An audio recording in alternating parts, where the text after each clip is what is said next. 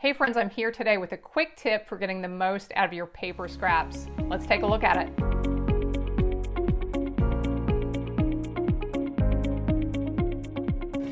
I know you love to use up those paper scraps, and using them with punches is a great way to use them. The problem can be sometimes that the piece is big enough to punch it with a punch, but not big enough to hold on to it out here.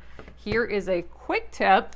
Is to use a Post-it note, attach it to your paper scrap, gives you a little bit of extra room to work with to feed it in, and you can get a perfect punch that way.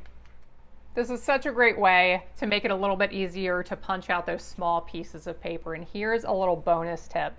So when you put your Post-it note on the paper, put it right at the very edge. If you only attach just a little bit right at the edge, you won't punch through it. You can keep using the same Post-it note over and over multiple times. Thanks so much for being here today. I appreciate you.